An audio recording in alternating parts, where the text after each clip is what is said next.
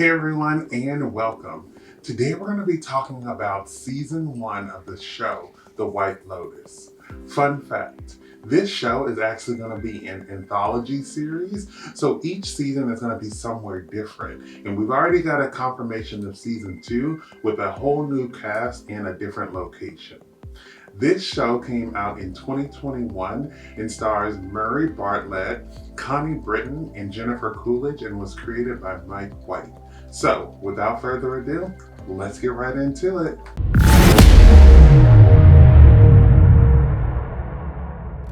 The White Lotus chronicles the actions of different patrons staying at the White Lotus over the period of a week.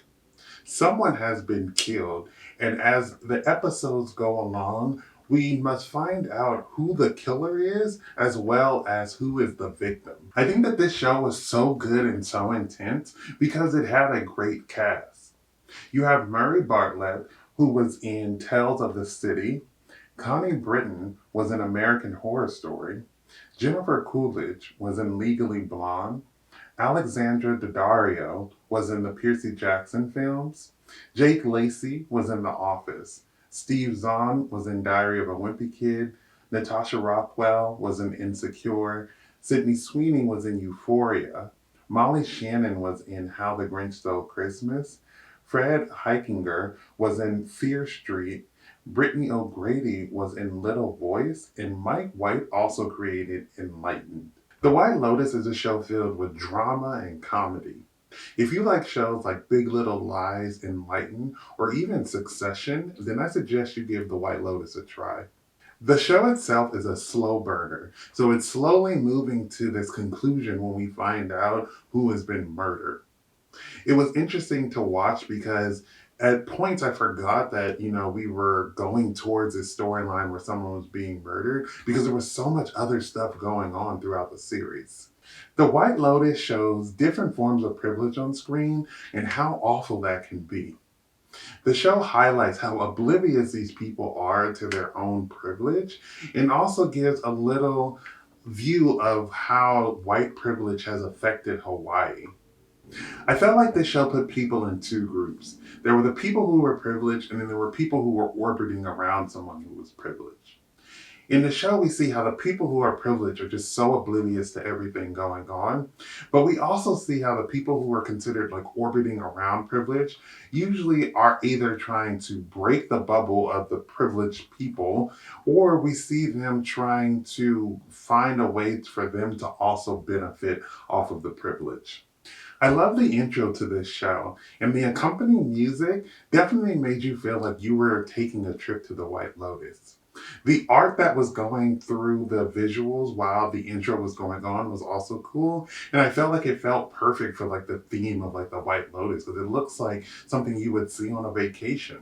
On the show, we meet Nicole, who was at the White Lotus on vacation with her family. So she came with her husband, Mark, her two kids, Quinn and Olivia, and then Olivia's friend, Paula. Throughout the show, we see how her marriage itself is having some rocky moments and that the vacation is hopefully trying to help their marriage a little bit better.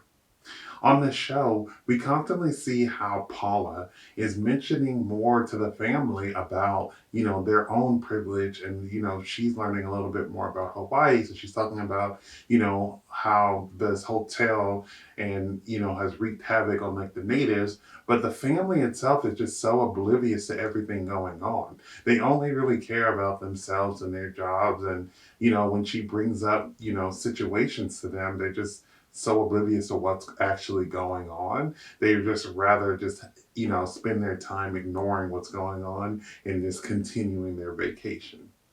Her husband Mark spends most of the time thinking about himself, and I think that's why their relationship is so strained. Throughout the season, we see him first starting off with a cancer scare. So he's worried about that. But then he finds out that his dad actually died from AIDS, considering he thought his dad died from cancer before. So then he spends a whole, good part of the show moping about that and drinking and, telling his son things that he shouldn't. And so it's definitely part of the reason why his relationship with his wife is so strained, because everything just kind of revolves around him and like making people feel bad for him and, making him the center of everything. And so I think that's definitely part of his character and how, he's definitely one of those people that just wants everything to be about them. It was funny, however, when his daughter started talking about, his dad's relationship with other men and was like questioning him and just seeing how uncomfortable he was, but like also how funny she thought it was. And it was just a great scene. Paula and Kai came up with this little scheme to steal jewelry from the family so that Kai can, get money from that jewelry to hire lawyers to sue the hotel for stealing land. I thought that that plan was not going to end well, and of course it did not, because in reality, I understand what he's trying to do and what she was trying to help with, but is that the best way to go through it? Probably not, and it ended up going horribly wrong. Throughout the show, I was not rooting for Olivia.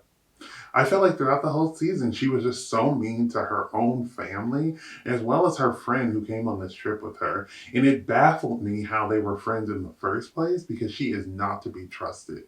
She's definitely one of those people that wants control over every aspect of their friendship. And so that means that she is willing to take whatever she wants, no matter who it hurts. It was funny how in the show with Quinn, when he slept on the beach and he had all these electronics in the sand, and then he gets mad because they all got wet in the morning. And I'm like, what did you think was going to happen? I was happy that Quinn ended up finding people that, he felt connected with at the end of the series, because throughout the series, I just felt like he didn't really have anyone. His sister was super mean to him, and she was the reason why he was sleeping outside in the first place because she didn't want him sleeping in the room with her.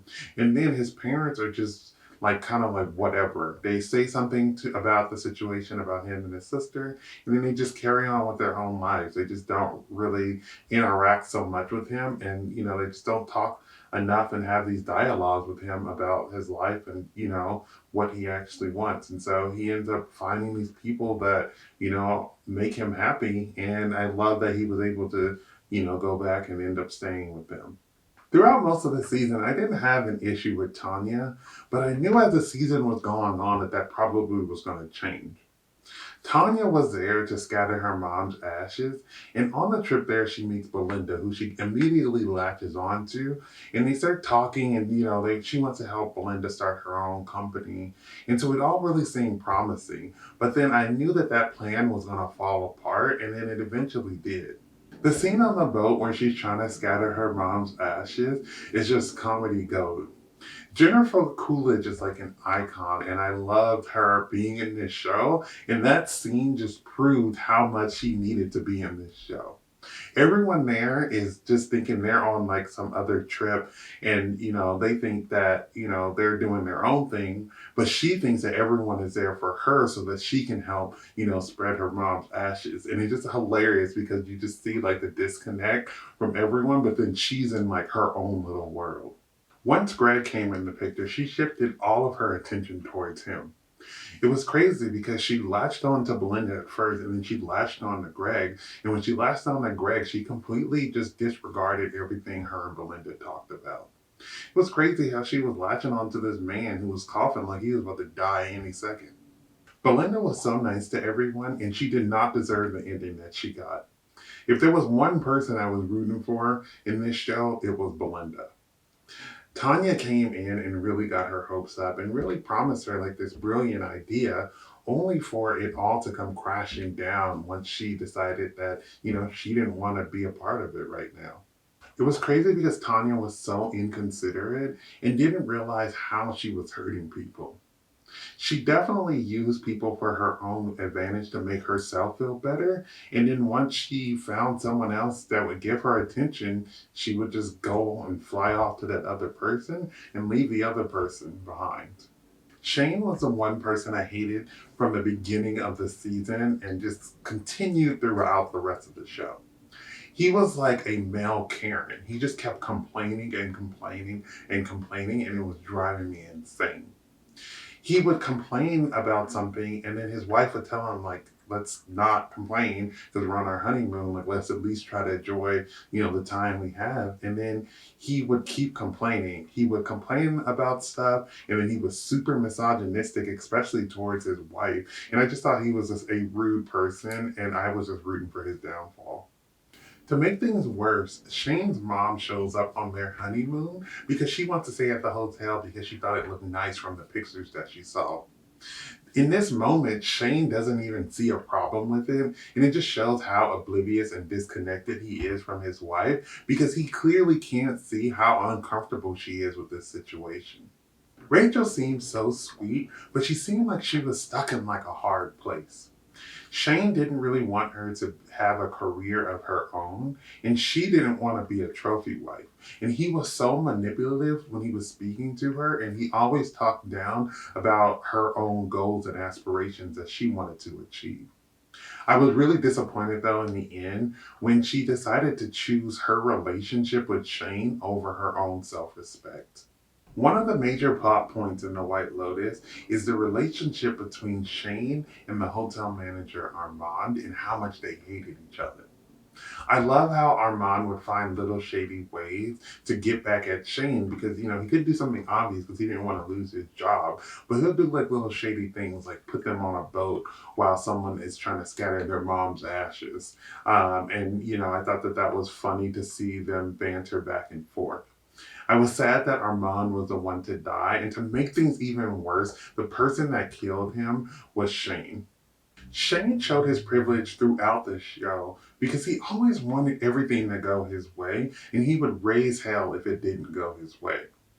There was a scene which really highlighted this when Shane was talking about how other kids would kind of make fun of him or whatever when he was younger, but he states in the same sentence that yeah he had more than these kids, and so he understood that he had more privilege than these kids that may have been talking about him may have not, but instead of owning up to his privilege, he decided to just play the victim, and that's kind of something that he would do in all of his situations. Is that when something didn't go his way, he would always play the victim. Like Armand is avoiding him. Like Armand is the bad person, and he would always play the victim, which was kind of annoying throughout the show, but it fit with his character. It was interesting to see even more how, he's the one that kills Armand in the end, but then he's not arrested. We see him like shaking hands with the police officers, and then he's able to fly home with Rachel, and no one probably even knew that they were sitting on a plane with someone who just murdered someone. So it's just crazy to see his privilege just like thrown across throughout the whole season. Seeing what Armand went through as a hotel manager in this show made me like think about how I will never be working a heavily customer facing job again because people can be very rude and very stressful dealing with like their situations. It was sad to see Armand going through all of this, which eventually leads to his relapse because I was rooting for him to, come out on top, but unfortunately he did not. I'm glad that one of his last acts was giving Shane the shit that he deserves. Literally. Also, what happened to Lonnie? Like, Homegirl just disappeared. I was wondering if like there was more to her plot point or if she was just used for like the first episode and like that was it. But I was like wondering where she went or if she got fired. What happened? Is the baby okay? The end of the show is like a sad reminder that life goes on. We see Belinda with, some new hotel staff as well as the new hotel manager, welcoming new guests. It's the definition of that saying that if you died today, your job will find a replacement for you by the end of the month. When I was watching this show, I felt like Hawaii was an interesting location for them to have because it really elevates this idea of talking about privilege that we see in this show. In the show, we see how Kai is talking about how the hotel, is on stolen land. But when you really think about it, and if you read anything about Hawaii, you would know that Hawaii itself is stolen land. Hawaii was, stolen by these white men who came in and forced their queen to abdicate the throne, and no one even batted an eye to even try to help the queen or the natives at the time. It's crazy to think because, this is a story of white privilege that we're seeing in this show. But look at the privilege of these white men who came and stole the land for Hawaii in the first place. If you haven't learned anything about Hawaii or stolen land, I'll include a link down below so you can read up a little bit more and learn about, all the colonialism that has happened with Hawaii, as well as, seeing how these colonizers came in and took land that wasn't theirs. My favorite part of this season is when Rachel told Shane that she was leaving him, and then she tells him that he's been acting like a baby. Throughout the season, we haven't really seen anyone tell it to Shane straight. And in this moment, she is just laying it all there that she's not happy, that he's acting like a baby. And let's be honest, Shane is awful. So I was just very happy to see someone finally telling him how he's been acting is not okay. I was really rooting for Rachel too because this is the first time, we see her stand up for herself throughout this whole season. She's always looking at for advice from other people and just walking around looking all sad and mopey and confused. And it was just finally a point where she finally stood up for herself and was like, I'm not happy. This is not working out. It ends up being like a waste at the end of the season, but it was, a great moment for me to see in the show because I just loved it. But, sad that she ended up going back with him at the end. But if you just ignore that and watch this scene, it's great. The White Lotus is a great show filled with suspense and is supported with a great cast. I didn't think the ending was as exciting as I thought it would be, but it's still overall a fantastic show. If you haven't seen The White Lotus, I suggest that you go and check it out. Thank you for watching my video. I would love to hear your thoughts down below in the comments. If you have not subscribed, please do so you can keep up to date with more of my videos. But besides that, everyone stay safe, have fun, and goodbye.